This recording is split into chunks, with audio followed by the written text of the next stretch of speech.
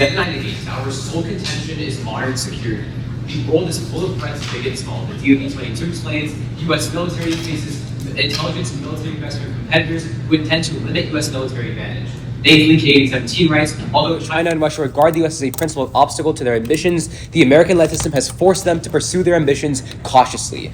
Biometric data is a key tool in America's arsenal. The Army writes that biometric data accurately identifies adversaries and enemies in complex environments that are interoperable with the FBI and Department of Homeland Security. Unfortunately, by preventing the U.S. from gathering data necessary to power these initiatives, banning the collection of biometric data would reject two critical facets of modern security. Subpoint A is liberating the Levant. Currently, the CAF-23 writes that the U.S. is conducting counter-terror operations against tens of thousands of ISIS fighters in Iraq and Syria who want to reestablish their terrorist states. Thankfully, U.S. military personnel are remarkably effective at ensuring the complete defeat of ISIS. Biometrics are a key tool in this toolbox. Mesmer 8 finds that biometrics help soldiers identify dangerous persons by comparing detainees' fingerprints against an army database, allowing entire groups of bomb makers to be identified through biometrics. Additionally, Atheron 22 finds that U.S. forces use biometrics to create a national identification system in Iraq that could not be deceived by forged paperwork or stolen uniforms and ensure that only authorized people were given access to military bases. Moreover, biometrics enable remote counter-terror tactics, as Marin 22 finds that biometrics can be used from kinetic targeting in the air. Voice recognition, for example, has been used to confirm drone strikes. Without the data necessary to fuel these pivotal technologies, America's counter-terror apparatus would lose its edge. Mesmer concludes the use of biometrics has directly led to 379 of the most dangerous terrorists being taken off the streets. Any unchecked extremism would breed a biological terror crisis. Peterson 17 writes that groups like Al-Qaeda and ISIL have even attempted to use biological agents in terror plots. The technical and administrative knowledge of biology and chemistry can be acquired from rudimentary laboratories, and genetically engineered viruses have the potential to kill more than nuclear weapons.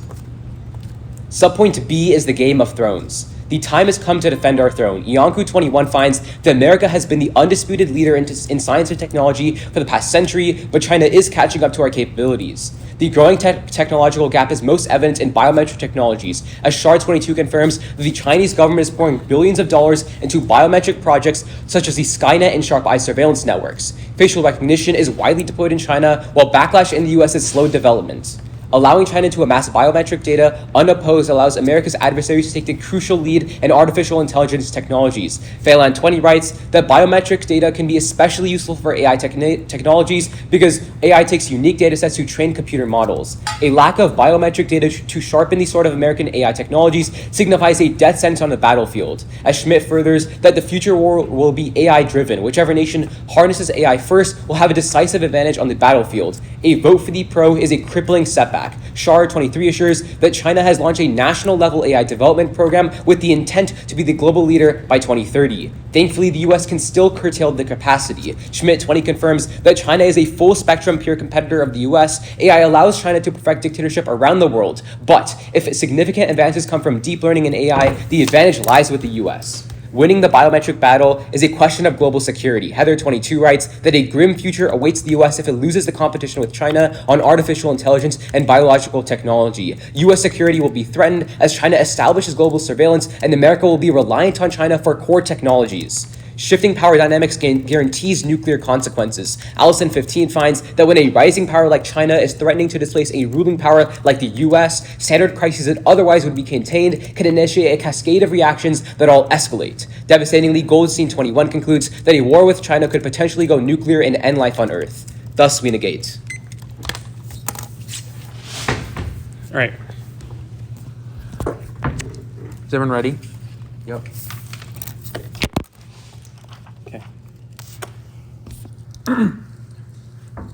Palo Alto affirms our first contention is democracy. Democracy is currently on a precipice, as Gismondi 22 finds that analysts are sounding the alarm on serious threats to American democracy. There's disinformation and hyperpolarization. Public trust in the government is at a near historic low, and 43% of respondents in one poll say they think a civil war could be likely in the next decade. And surveillance is causing democratic backsliding, as Sharma 21 finds since 2020 the number of countries headed towards authoritarianism has outnumbered those heading towards democratic freedom, while the number of backsliding democracies has doubled in the last decade. Surveillance tech has inoculated the modern authoritarian against any revolt. The surveillance tech industry is globalized with virtually no accountability. Regulation will not work. So Buff 21 explains that the surveillance society has flourished, and on January 6th, it threatened to burn down democracy's house. Surveillance empires engineered a fundamentally anti-democratic epistemic coup marked by unprecedented concentrations of knowledge about us and the unaccountable power that accrues to such knowledge. This coup proceeds in 4 stages. The first is the discovery that companies can stake a claim to people's behavioral data. The second is a sharp rise in epistemic inequality, the difference in between what I know and what can be known about me. The third stage introduces micro-targeting of disinformation, and corporations are exploiting FRT to monitor employees' social media and fire them for anti-company positions. Express Employment 23 finds that 88% of hiring managers would consider firing workers for content in personal social media posts, damaging the company's reputation. And simply a perception of corporate or government surveillance chills online activities as Penny 22 finds that surveillance had the greatest likelihood to chill respondents' future internet search activities,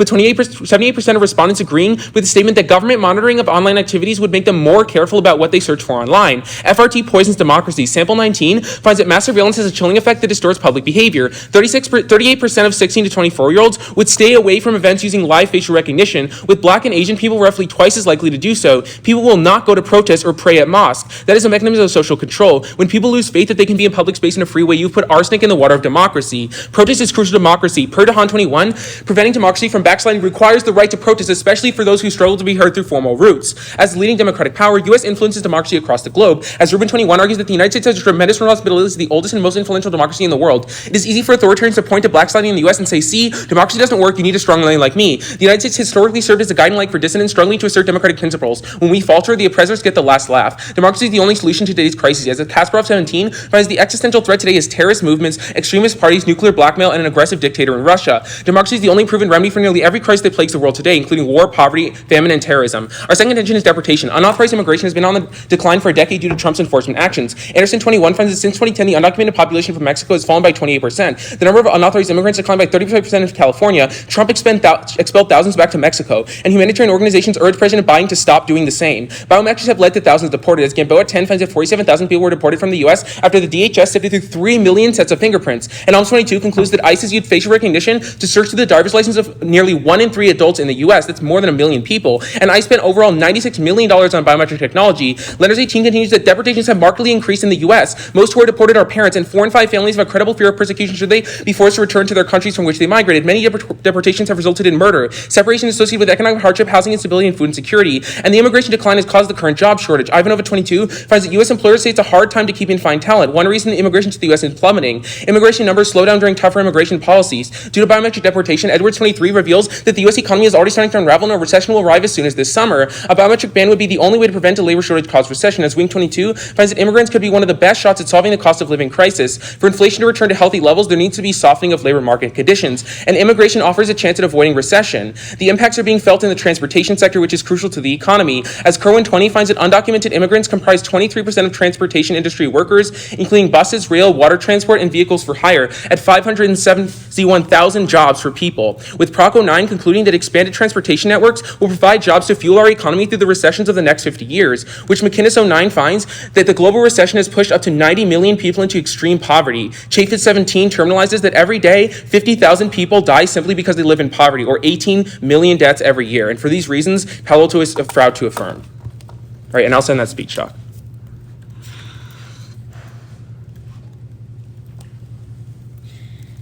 Yeah.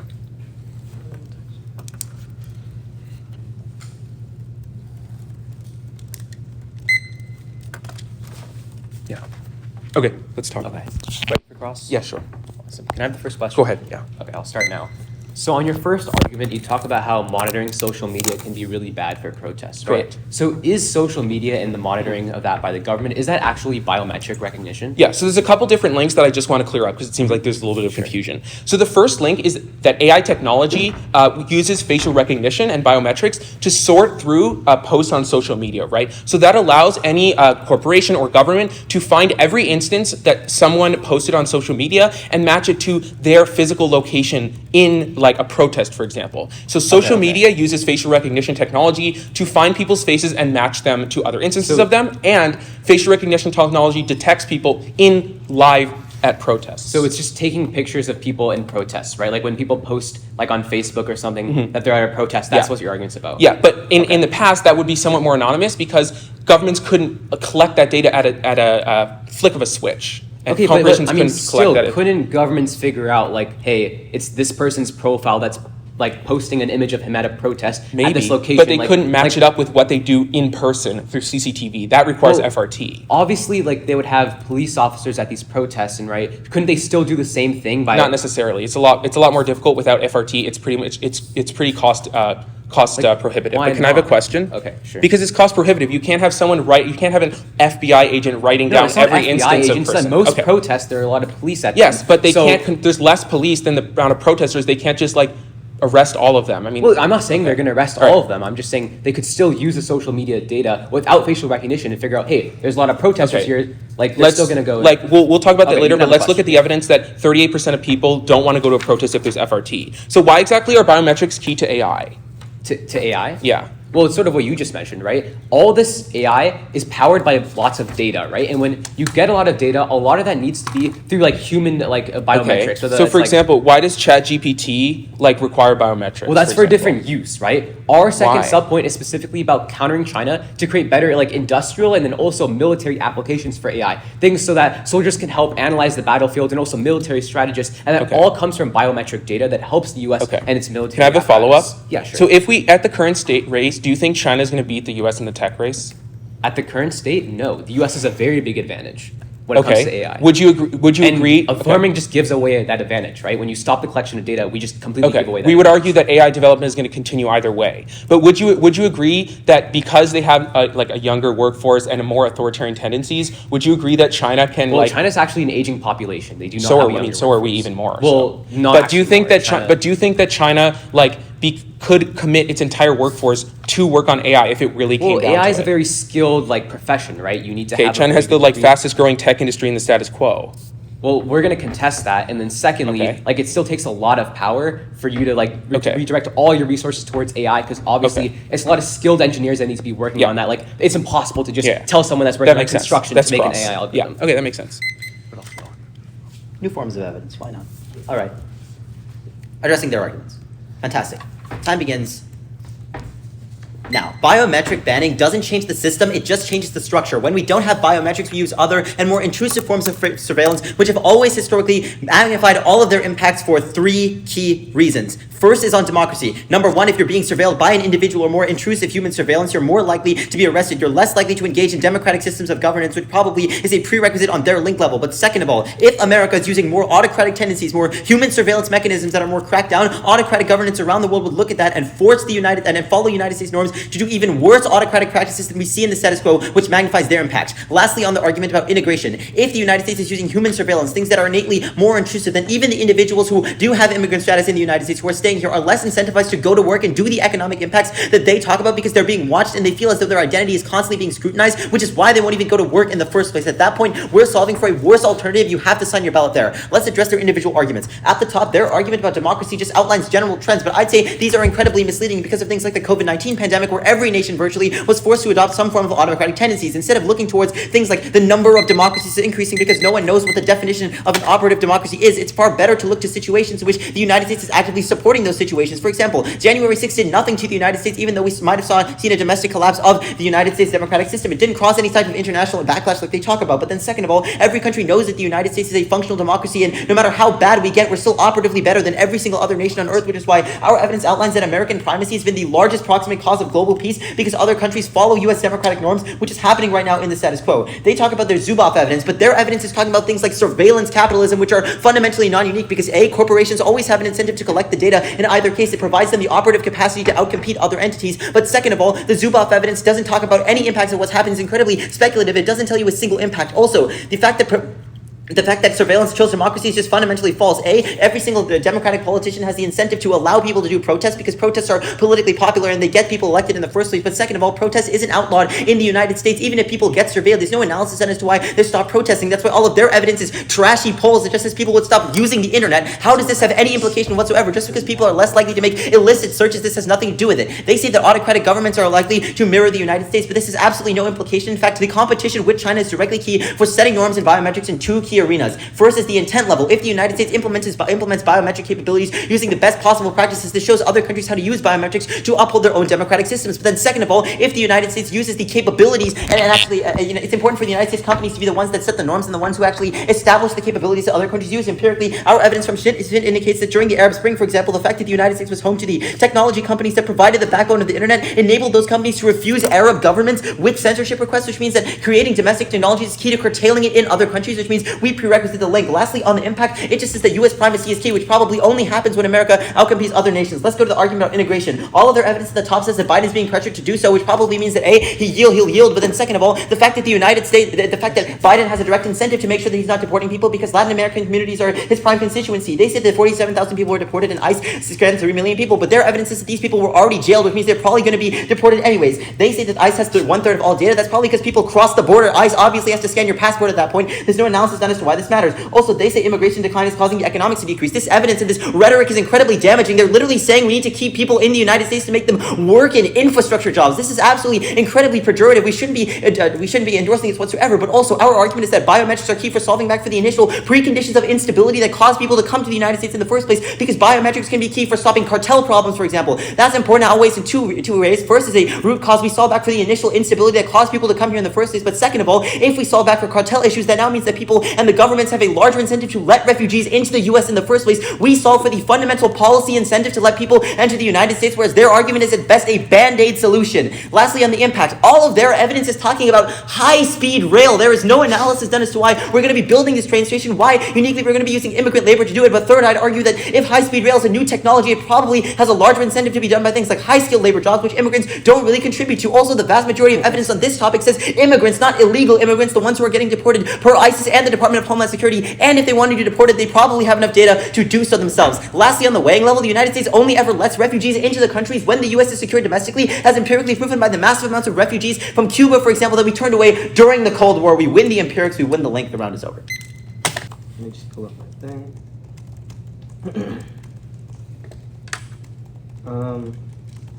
Arcade staircase. Anyone know, right?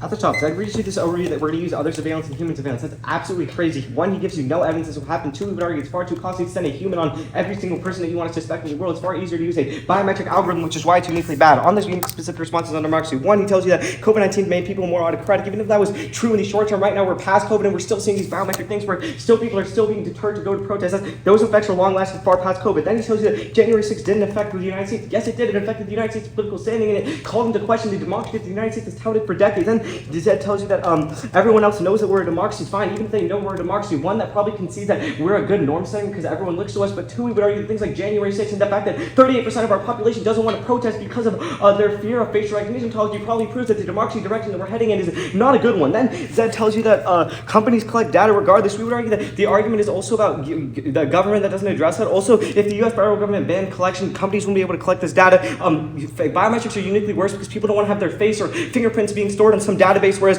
regular cookies or data is not as bad. Fourth, he tells you that it's false because A, protests are popular. No, they're not. If you're a politician and someone's protesting against something that you did, that's obviously not popular. It's silly. But secondly, he tells you that that's not illegal. That's absurd. Just because something is not illegal doesn't mean that it can't be. That just doesn't mean that it will be done. People are being deterred from doing protests because of the chilling effect that he completely concedes out of his rebuttal. For the two statistics that should be in your RFD are 138% and 270%. 38% of people are deterred from going to protest because of the chilling effect, and 70% of people have had chilled effects on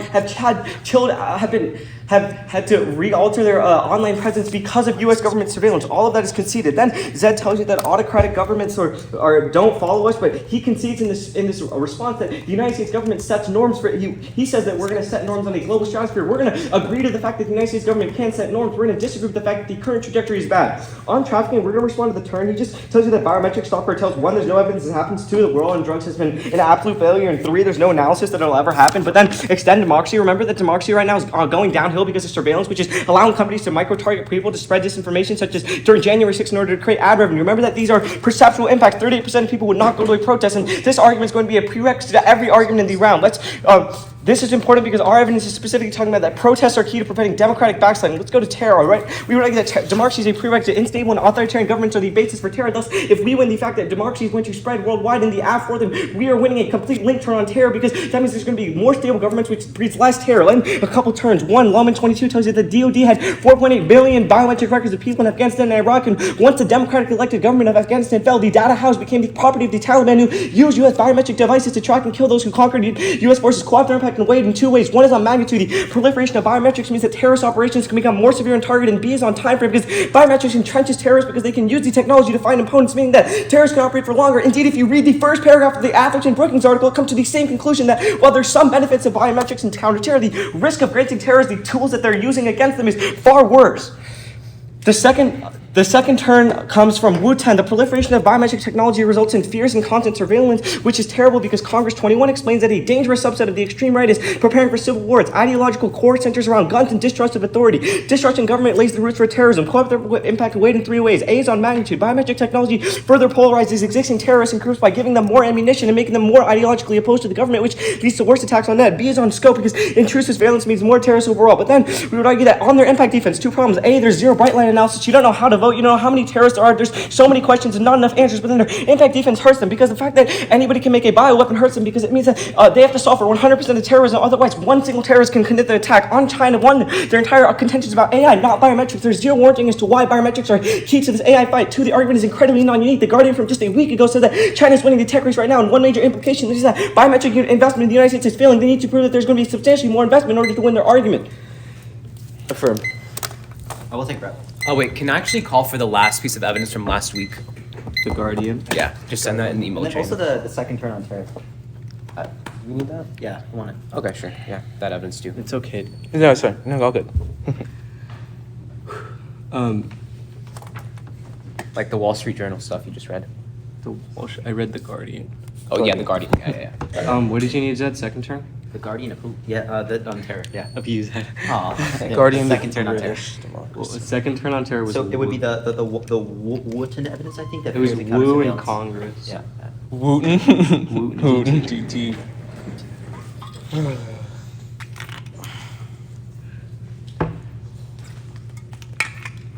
Okay, we'll just start prep right now. Okay.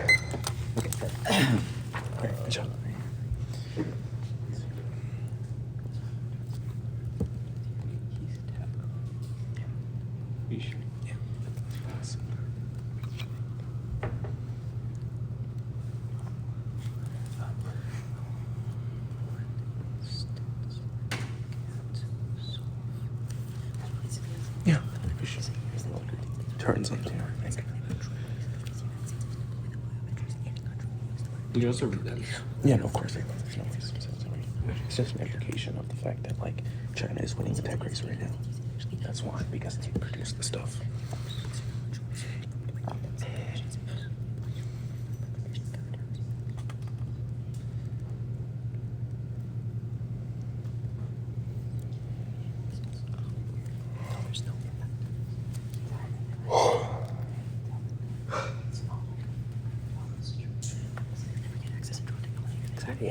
I don't, bro. Sarah, can I get some of your water? Are y'all? Is that set? I think.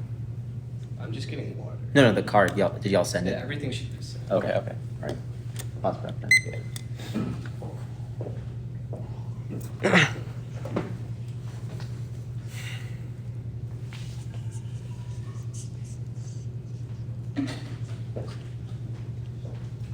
Yeah. C2. Yeah. You kicked it. Okay. Yeah, It's loading. 1 second. Sorry, I didn't say that in my speech. But you can start cross. Yeah. Okay, I'm good. Yash, can I ask you the first question? Yeah. Okay, cool. Time starts now.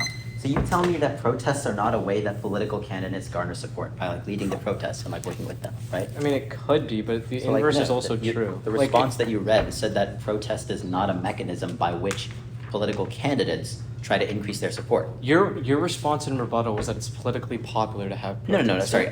That's not what it means. Like the implication is that it's politically popular, but the actual warrant behind the response, right, is that political candidates are incentivized to allow protests because it's that protest that leads to actionable change Well, and okay. policy that people Right, support. but you're only looking at one side of the coin. Yes, maybe some political candidates like protest because as No, there's like all of every I know, but a protest is going to serve someone's agenda. But by that very same vein, the people that are it benefits, there's also many people who oppose it. I don't know about that, Yash. Like democracy is by the people, of the people, and for the people, right? I mean, if we have, biometrics is do you changing. disagree? Can I take a question? Just to clarify, right? So if we have political candidates that are working with the people to like encourage them to Maybe. draft their own policy solutions, doesn't that sound a lot like democracy to you? Well, that does sound a little bit like democracy. you can have a but question insofar then. as 38% of people won't attend protests because of the United States actions, It I would say comes that's from not one poll. Like the question is probably also biased. Like if I ask you, would you do protesting if everybody was watching your every move? Like you'd probably say no too. I Like would there's not so go many to a different pro- factors Dude, that go in polls. if my face would be tracked and maybe put in a database if I went to a protest, I would be significantly desensitized. Sure, it's like the way I frame the question matters to your response, which is why what I'm getting at, which is why the methodology of your studies is wrong, which I indicted in speech. But you can get a question. Sure. Okay. Let's talk about your argument about AI. course. Who's winning the AI race right now? So your evidence about the Guardian just says that the Yeah, I can send you more evidence. it's pretty bad actually. I'll indict it Wait, in the next you just- speech you probably. just- But also more. It's talking about synthetic biology too. But I Yeah, also I can say send that, you more So evidence. I'll say a couple stuff. Right. Number one, you probably want new evidence if you didn't read it in speech, right? But the second thing I'm also going to say is that if China even takes a marginal lead in biometrics right now, that only proves three things. Number one, America needs to compete in order to overcome it. Two, you can see the Smith evidence that says that America still has the productive capacity in high technology, which means that we can still outcompete China in the long term. But then the third thing is that behavioral algorithms require behavioral data and biometric data. So if we Okay. get rid of that, we can't even try to compete with them, Okay. even if China takes the lead ahead right now. Can I respond to that really quick? I mean, yeah, sure. Okay. Wait, sorry, what was the first thing? you So, said? what I'm trying to hint at, right, sort of, is that power dynamics and power competition is a. You can get that. I'll pause that. Yeah. Power dynamics are a limbo, right? They go up and down. People take the lead and people take the don't lead, right? But my argument is pretty simple, which is that Oh, yeah. America has the capacity to win Sure. the race if we Sure. give them the So ability to. we've been using biometric technology for decades now, and the No, fact we haven't. Fine, well, we've been using them for a number of years. Not enough to outcompete China. But there, you see, that's the problem with your argument. There's zero bright line analysis. Wait, on hold on. It how says by much 2030. Like I literally read a bright line specifically that says by 2030 China wants to become the leader in Okay, AI. so then in the current world, with the AI technology and the biometric investment that we have right now, why is that China beating us? Why is China beating us? I mean, like I said, right? Great power competition is a limbo. It's a tango. People go up and down. I probably say that. But the Can I evidence answer the indicates that question? China is significantly beating us. It's not a 50. I'm going to respond to the evidence in like 10 seconds, right? But the point is that we have the capacity to outcompete them because we still have the larger productive capacity in high tech. So even if China takes the lead right now, it's probably because of COVID or some other factors of the trillions of intervening That's things not that affect correct. global That's economy. just We'll continue with Trev.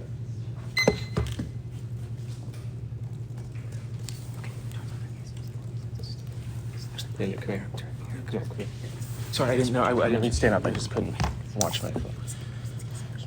Where are you, man?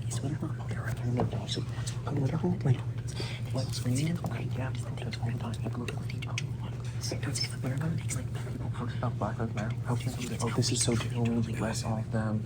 Like, you gotta bring up other lyrics about democracy. It's fine. No, it's no worries. I know I'm causing a lot of struggle recently, so it's fine. Is this waters? Huh? Is this waters? No, yeah, it is.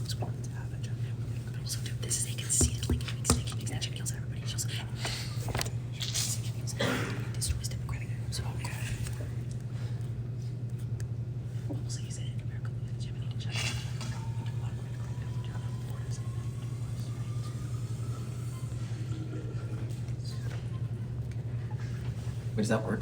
Yeah. Can you fill it up?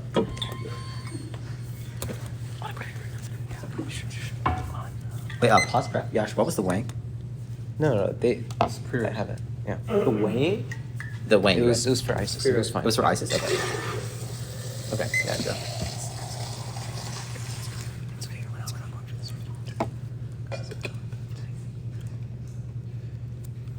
That.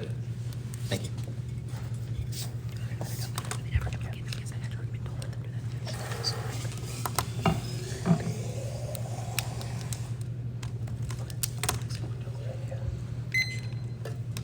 All right. It's gonna start off How much on prep do you guys have left? 135 plus. It's probably done. No, probably like done. You, like, you didn't use it for rebuttal. So like 10, So 10 we seconds. use like 1 minute to 10. Yeah, we have around 10, 15 seconds. Give or take. Really? All right. I'll round down to 10. Yeah, it's gonna start So with. nice using it. It's going to start with just our negative arguments, defending those. Then I'll be moving on to weighing and then attacking their case. Everyone's ready? Awesome.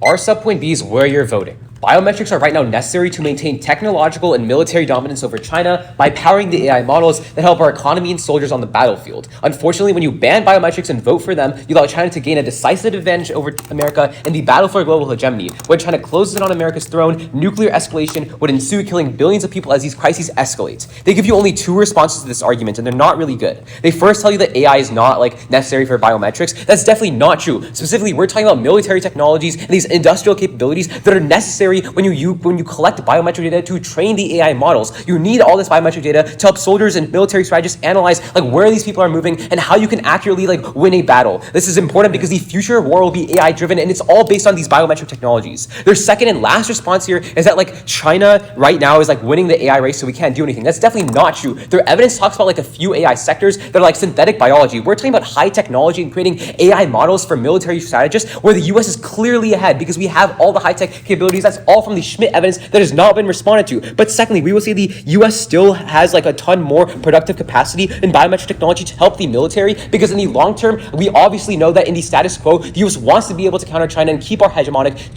power. That's why we're going to invest more in it, and that's what the trend, and that's the trend we're seeing right now. Let's go to the weighing. If we win this argument, the round is pretty much over. They've completely conceded from rebuttal that in order to spread democratic norms and hegemony around the world, not just preventing crises, you need to have US hegemony so that other countries see the US as a legitimate power, and they also model their governments after the US democracy. That's really important because it controls the link into their democracy argument. But the second way we also link in on a better link in is because when you have a global war and a crisis with China, obviously all these autocrats, not just in the US and China, but also in all these other countries around the world, are going to take power, because in times of crisis, people want a strong figurehead to look to. That's what we saw after World War I, where the rise of autocracy was the most present. Let's go to our subpoint A and address their turns here. So first, there's not really any contextualization or weighing here, so you can't really vote on them. But their first turn is about the Taliban stealing information. But obviously, we already left the war in Afghanistan, so clearly, if we stop using biometrics now, that's not going to solve any problems in the future, so you can't vote there. But on their second subpoint about surveillance leads to mistrust. Again, we're using drone technologies. That's the evidence they're indicting. So obviously, people are not going to know they're being surveilled by drones that are flying overhead. There's also no impact they garner off of it because it's not really contextual. Let's go to their case about democracy. There are two key issues here. First, remember that the only way you can have better democratic norms when it comes to biometric technology and surveying of protesters is when US companies take the lead in it. That's why they can see the evidence from this pamphlet from Schmidt, I think, where it tells you that, for example, in the Arab Spring, what really helped was when the US companies controlling internet technologies made it so that Arab countries couldn't use the internet to censor and spread propaganda, because it was the US countries that are in control of it, and they spread democratic norms. The only way you can do that is, again, when the US is at the forefront of biometric technologies and we do not ban it. And that's a prerequisite for the capacity for these democratic countries to use it to stop protests, because they can't if US democratic companies are in control of the technology. Thus, we affirm.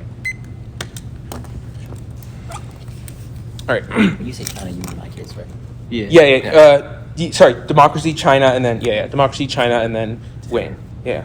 Oh yeah. Okay. This would be just our case, their case, as usual. Our case, their case. All right. Let's do this. All right. Time we get to my first word.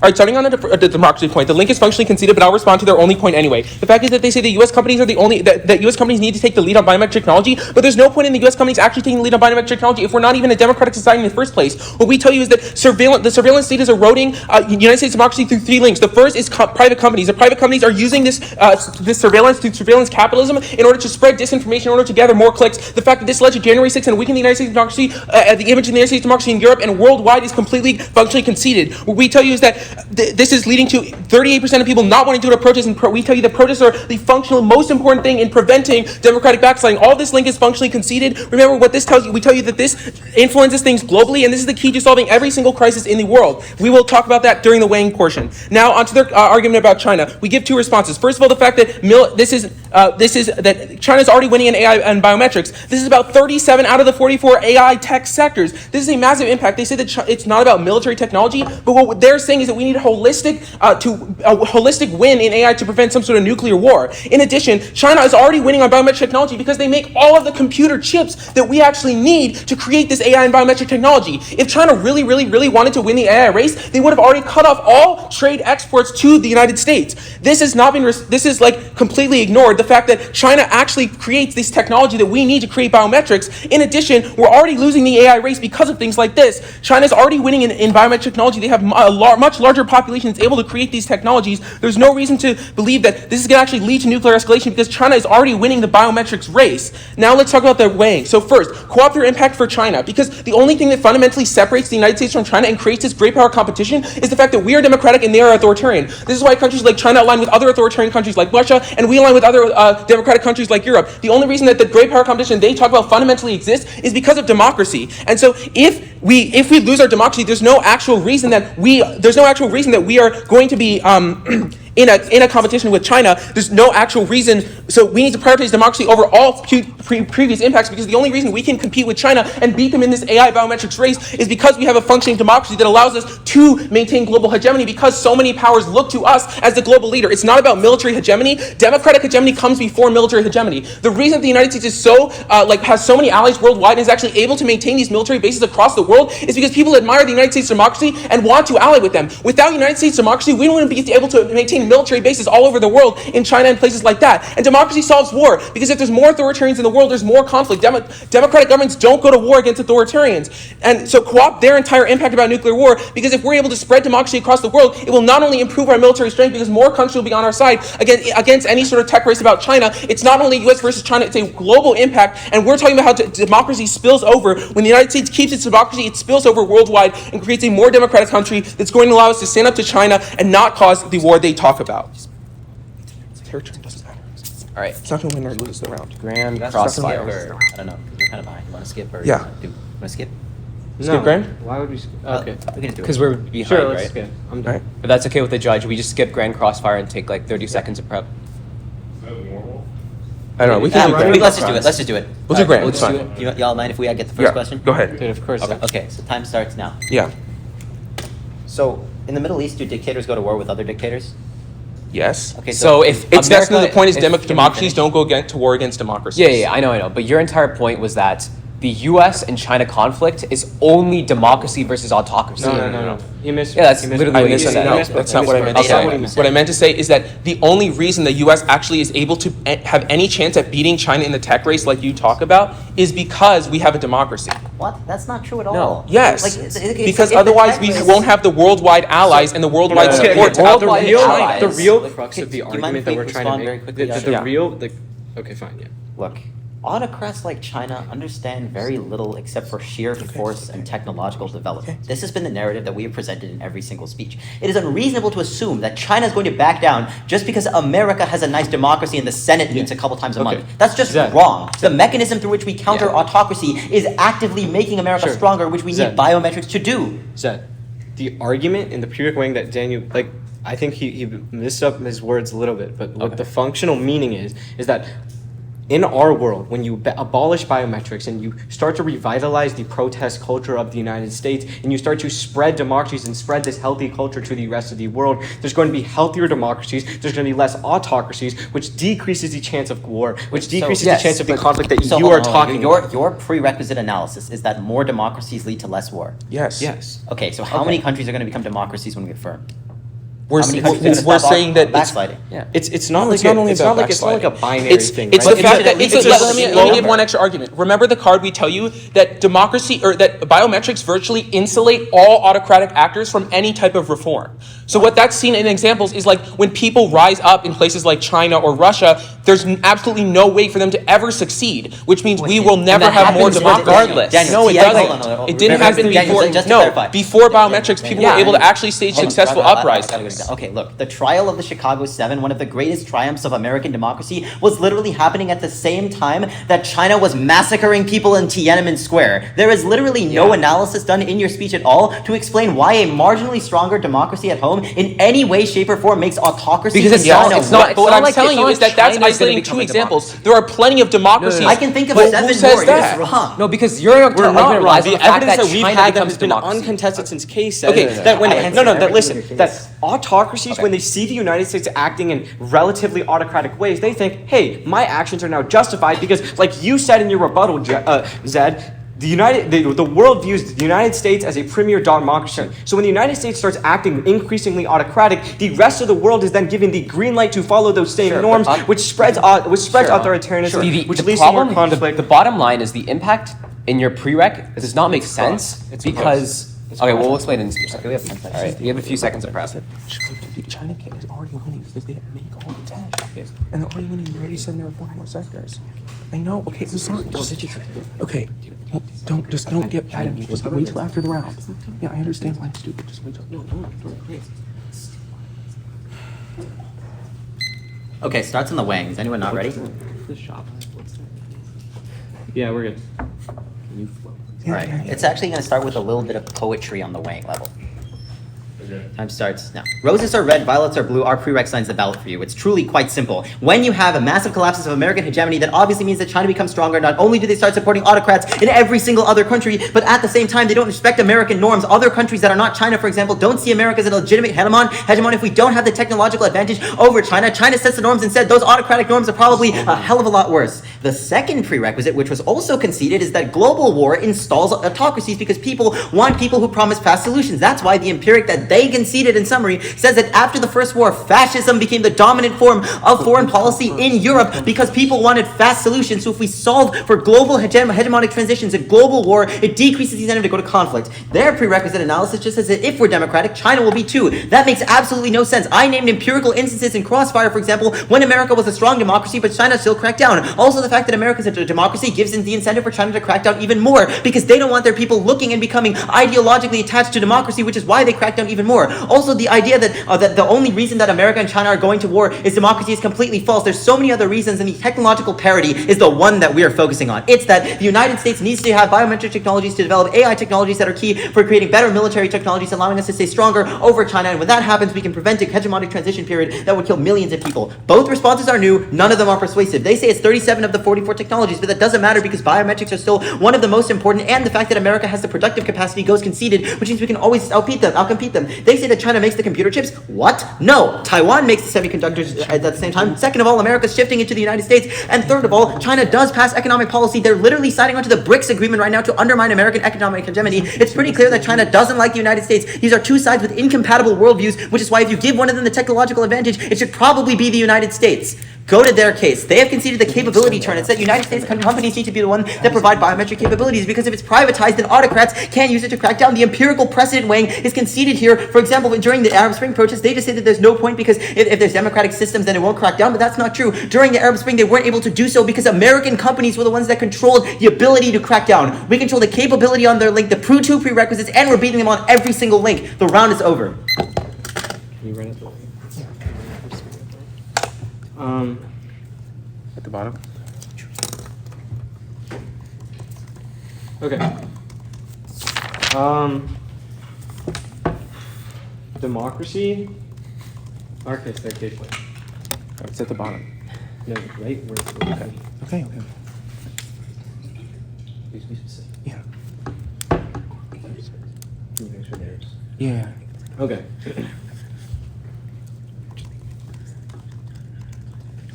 There's one piece of evidence that has to be in your ballot, and that's Sharma. They've conceded it in every speech. It indicates that the reason why there's a lot of democratic backsliding right now is because of overt surveillance states. Remember that the United States, through biometrics, is now using facial recognition technology on the masses, which is discouraging people from attending protests, the pillar of our democracy. All of our links have 1,000% been conceded in Zed and Rahul's summary and final focus. This is the cleanest place for you to sign your ballot. Remember, they give you and then they miss the empiric. It's not just about China being the one who becomes becomes democratic, it's globally. It's far wider in scope. That's because they've missed the analysis that, like Zed has told you in his rebuttal, that the countries view the United States as a model for how they should act in the world. And when the United States starts acting increasingly more authoritarian and starts oppressing its citizens, it gives the green light for autocracies to do the exact same. That's terrible because that's the reason why we're having incredible democratic backsliding. On the private companies thing, they missed Daniel's response that there's no point in having private companies mitigate and be in these conflicts if we're not a democracy in the first place. That's the prerequisite analysis that they haven't ever talked about. On China, there's still absolutely zero warrant why biometrics are key to this AI race. There's a lot of things like cookies and regular data that could be used in the biometric race that they have never once responded to. There's no real reason why you need human behavior to train this AI race. Secondly, they've also conceded the evidence that China right now is ahead in technology. They just told you that, oh, it's in different sectors, but insofar as the evidence indicates that 37 out of the 44 technological sectors China is winning at, we would argue that the biometric race is clearly failing. We're not on the teetering. China has a 90% advantage. There's no way that the United States ever comes back from that, which functionally cut them off from their entire argument about this conflict scenario, because if the United States never enters this, there never will be their conflict scenario. On the way, remember that democracy comes first. The fastest and easiest way to make the United States hegemony fail is to allow us to fall into an autocracy, which is what they are advocating for. Remember that this would lead to an internal strife and would kill all of our allies, which is the easiest way to start this war with China and allow them to win. They say that the global war installs autocracy, but the short circuit is the absolute wrong way. Democracy collapsing is what leads to global war because autocratic leaders are nationalists and want to have more wars and want to protect their homeland. That is the best internal linkage to war. That is the best internal linkage to conflict, and they've conceded our case in every single speech. The round is over. All right, Great good round, job. good round. Good job. Good round.